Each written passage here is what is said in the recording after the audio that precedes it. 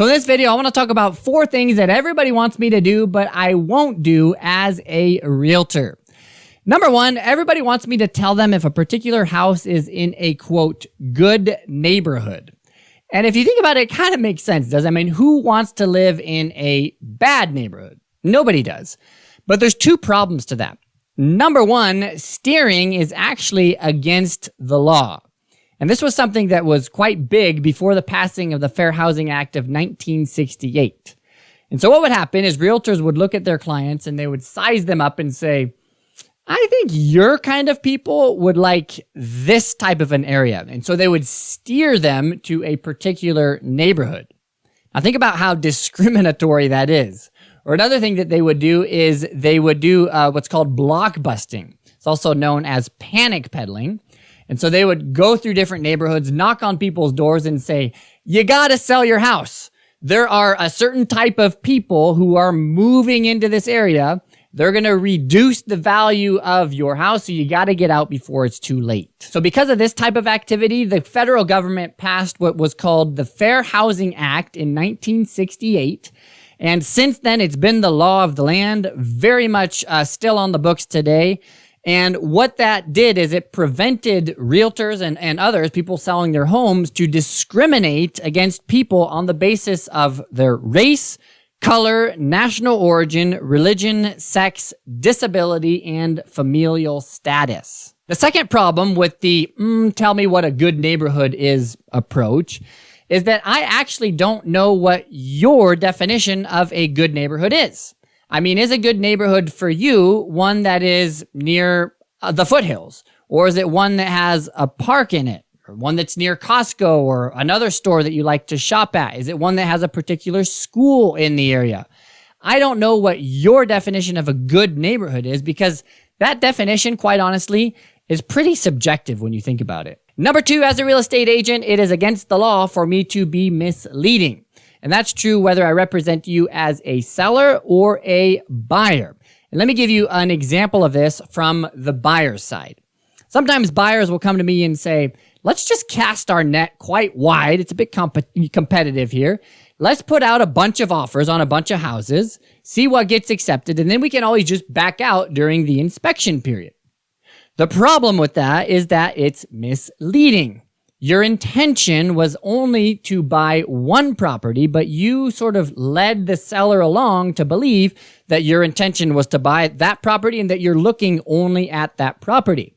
If that seller knew that you had put multiple offers on multiple properties with the intention of only purchasing one, he may not have accepted your offer to begin with, because that's an additional risk that the seller is putting on himself by taking your offer. Now, as I'm sure you know, a couple years ago, this market was crazy here in Boise.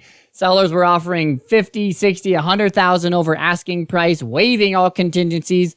And it was quite hard to actually get an offer accepted. So there were quite a number of times that I actually did put in a number of offers for a buyer who was intending on only purchasing one home. So how did I do that? How did I do that without being misleading? Again, the point is you have to let the seller know what your intention is. And so what I did in these contracts, in fact, a couple weeks ago, I sat down with a client of mine who we were talking about how, I remember one time I sat down and wrote 4 offers, one right after the other, 4 or 5 hours of offer writing, sent them all off. But in each one of these offers, I had a clause that went something like this. It said, seller understands that the buyer has made an offer on several properties with the intention of only purchasing one of them. The seller's acceptance is not binding until the buyer signs here. In other words, we fully disclosed that we'd put out multiple offers, and so that we wouldn't be in contract on multiple properties with the intention of only purchasing one of those, we said we won't actually officially be into contract until the buyer signs the acceptance of the seller's acceptance of his offer. Now that leads me to my third point, but before I get there, if this video has been enjoyable in any way, hit the like button so that I know you like these type of videos and so that this video can also go out to more people like you. Number 3, if I know about an adverse material fact, I am not going to keep that to myself. I have to disclose that to anybody that is interested in the house. Now, let me give you a couple of examples so you kind of know what I'm talking about here. A couple years ago, I had a client who was interested in a farmhouse, and during the inspection period, the inspector went under the house and he discovered that there was a storage tank, an oil storage tank that was leaking into the property. Now, the buyer ended up not wanting to mess with that whole issue that's connected to that. And so if I was representing the seller in that situation, we had told the listing agent what happened, why we were backing out of the deal. If I was representing the seller, I would know about an adverse material fact that I would have to disclose to all potential buyers who are interested in the house. Or another common example has to do with wells. So I have a client right now who's selling a house that is on a well. And we had a potential buyer come up who wanted to do a well test. And the seller was a little bit iffy about that because he didn't want to gain information that he might have to disclose if that information was kind of not very good information.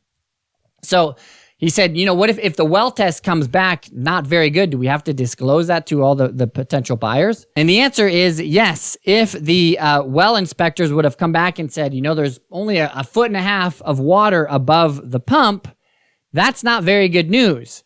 That means the buyer at some point in the future is going to have to redig the well, and that can be a $20,000 to $30,000 cost. That would be an adverse material fact. We would have to disclose that. But I told the seller that actually it's not a bad thing to disclose. It's better to find that out beforehand than while you're in the middle of a contract, because any buyer that's going to purchase this house is going to do a well test. And eventually he's going to discover how much water there is above the tank, above the pump anyways.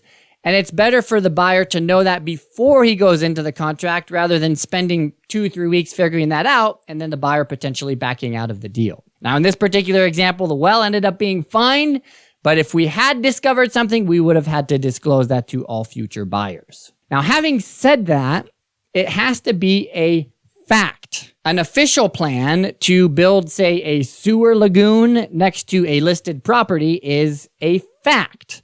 You'll have public hearing notices, signs hanging around, it'd be in the news. That would be something that would need to be disclosed. But if somebody says to me that, they might be widening the road possibly in the future, that's not a fact. That's hearsay. People may have misunderstood. People's plans change. It has to be an adverse material fact, not just hearsay. Now, on the flip side of that coin is my 4th point, and that is that I don't have to independently verify information. Now, initially that might sound bad, I know, but hear me out for just a second. The law does not require me as a real estate agent to be my client's private investigator. If I truly don't know something, that's a valid answer, and I don't have to personally investigate every hearsay or every rabbit trail. And really, if you think about it, there's really no limit to that. I mean, what's the city's goal in a particular area of the city for the next 10 years? I don't have to check into that. The city might change their plans. They might have a different leadership. They might run out of money. Any number of things could happen. I don't have to be a private investigator on every issue. Now, having said that, if I suspect that something might happen that could develop into an adverse material fact, of course, I'm going to tell my client to check into that because I have to and I want to work in my client's best interest. I do have an obligation to that. So, for example, about a year ago, I had a client in Star who wanted to buy a home, but he only wanted to live in it about 6 months out of the year. The rest of the time, he wanted to rent it out as an Airbnb. So naturally, he wanted to know what the HOA had to say about that. Was it permitted? How does that work with the lender? Which, by the way, is a question that comes up quite often. Just last week, for example, I had another potential buyer who was asking, what the rules were for renting out a property. Or as another example, I had some other clients who were interested in a home in Boise, and they wanted to buy a house that had an ADU on it, an additional dwelling unit on it. And they wanted to know if that unit had all of the permits required by the city. So think about both of those situations for a second. What's better? Is it better for me to look up in the CC&Rs, to check with the city, read over all the documentation, and then give a definitive answer to the potential buyer? Or is my job to give the buyer the information so that he or she can do the research on their own and ultimately come up with their own answer to the question? And the final answer is ultimately no, I can't take responsibility for that. I'm not the one buying the home or owning the home. If there's a law that gets broken, who's going to get a fine from the HOA? Or if there's an investigation from a lender, who is the one who's going to be investigated for potential mortgage fraud? And that makes sense. What if I misread the CC&Rs? Or what if I skip over an important section? Or what if I misunderstand something? Ultimately, it's not my job to be the private investigator. My job is to give my clients all of the information that they need so that they can make their own determination as to what the rules and the regulations are regarding the property that they're interested in. Thank you so much for watching. I publish a video every week on real estate and life here in Boise. So if you're not a subscriber yet, be sure to hit the subscribe button so you don't miss out on future videos.